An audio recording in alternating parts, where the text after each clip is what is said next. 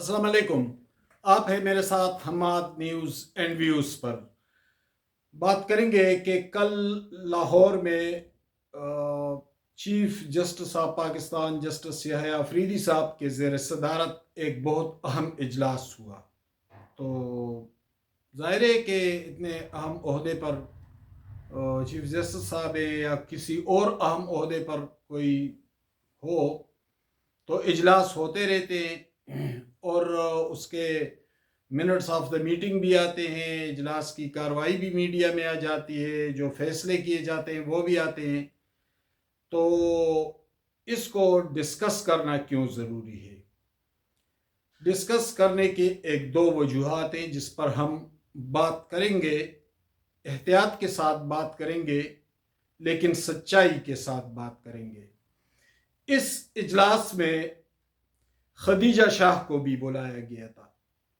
हालांकि रवायत जो जहाँ तक मेरे मालूमात है तो ऐसी कोई रवायत नहीं है, लेकिन खदीजा शाह को भी बुलाया था और उसको के साथ साथ अहद चीमा को भी बुलाया गया था।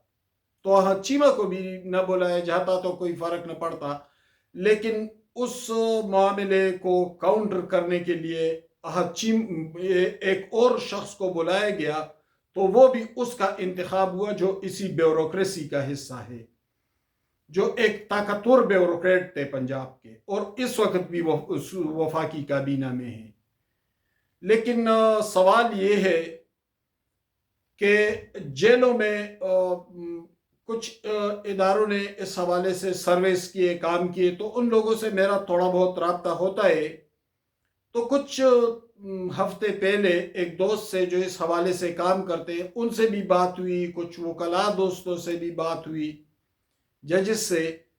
तो पाकिस्तान के तमाम जेलों में जो कैदी हैं इस वक्त, उनका जो सर्वे सामने आया था उसमें 80% वो लोग थे जो खत गुर्बत से नीचे ज़िंदगी गुजार रहे हैं, जिनके ख़ानदान जो इंतहाई गरीब होते हैं, जिनको मुश्किल से 2 वक्त का खाना मिलता है या नहीं मिलता, जिनके बच्चे भी स्कूलों में नहीं जाते, जिनके अपने घर नहीं होते, कोई प्रॉपर्टी नहीं होती, यानी इंतहाई गरीब तबकात। तो 80% से ज़ायद कैदी वो लोग हैं।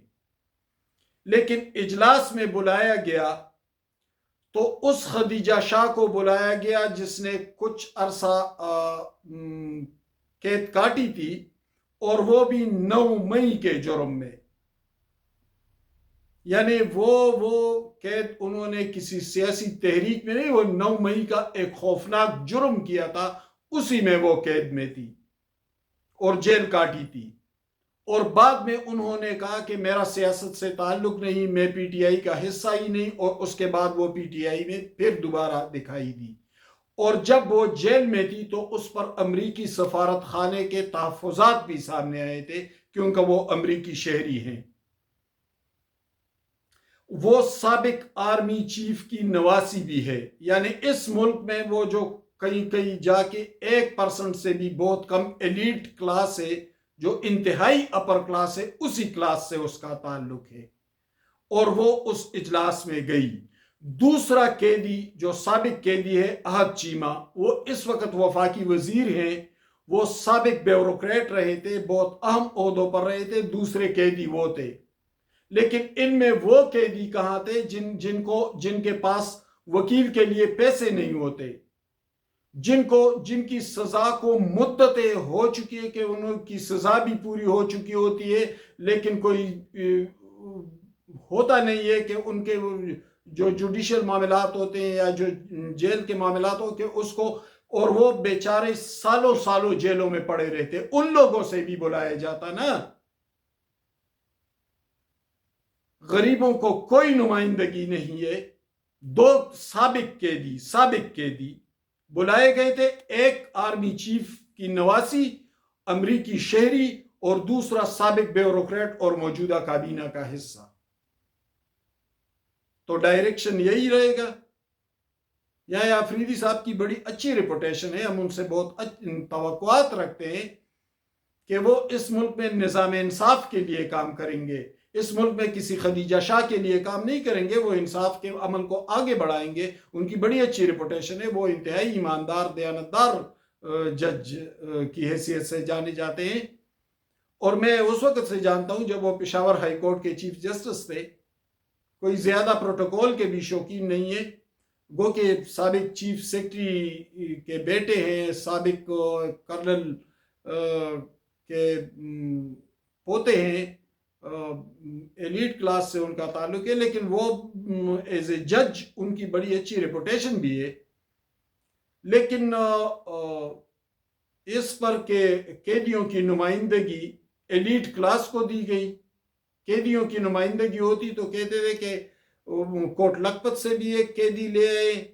کوئی عام سا قیدی لے آئے، اڈیالہ سے بھی لے آئے، فیصل آباد سے بھی لے آئے، باولپور جیل سے بھی لے آئے، اس طرح کے قیدی، اور وہ زمین پر بیچارے بیٹھ جاتے کیونکہ یہ خون خاک نشے نہ ترس کے خاک ہوا۔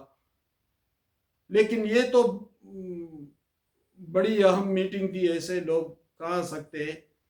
تو گزارش یہ ہے کہ 80% سے زائد خط غربت سے نیچے زندگی گزارنے والے لوگ جیلوں میں ہیں، تو ان 80% کو بھی نمائندگی دی جاتی۔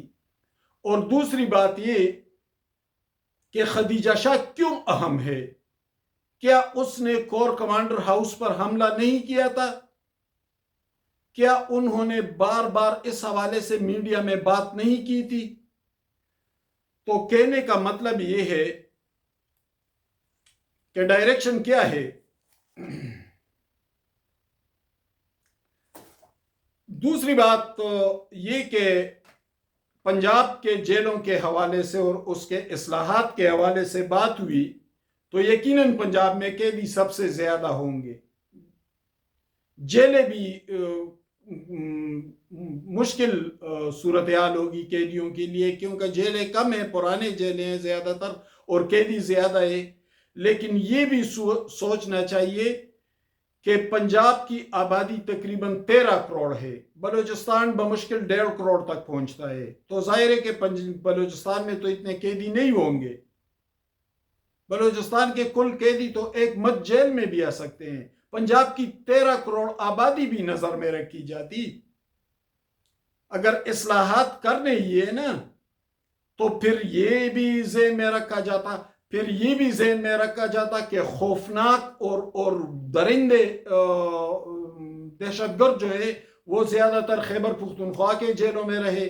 یہ بھی ذہن میں رکھا جاتا کہ بنو اور ڈیرہ اسماعیل خان کے جیل توڑے گئے تھے اور وہاں سے قیدی فرار ہوئے تھے، وہی قیدی دہشت گرد بھی تھے، انہوں نے معصوم لوگوں پر حملے بھی کیے، وہ ریاستی ریٹ کو بھی نہیں مانتے۔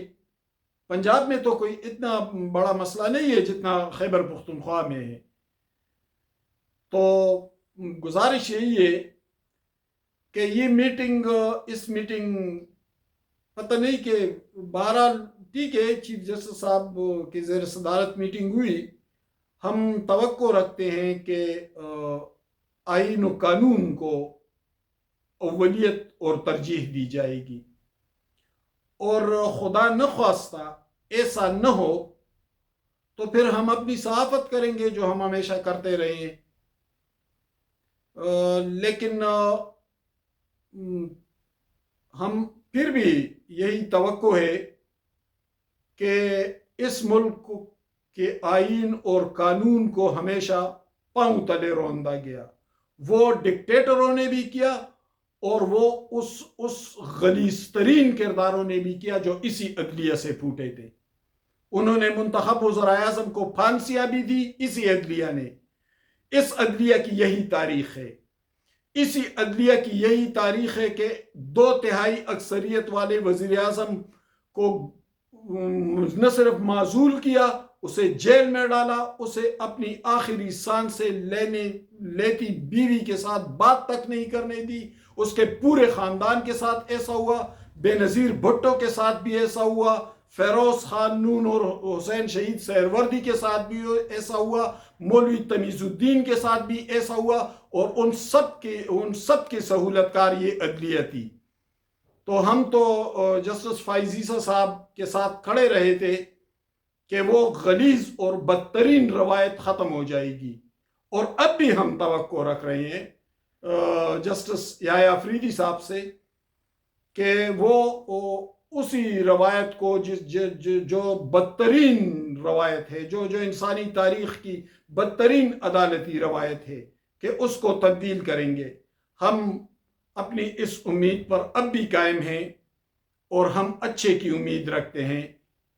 خدا نخواستہ صورتحال بہتر نہ ہوئی تو پھر ہم بات کریں گے، اور جو بات کریں گے وہ آپ دیکھ بھی لیں گے اور سن بھی لیں گے۔ بہت شکریہ، میرے ساتھ رہیے۔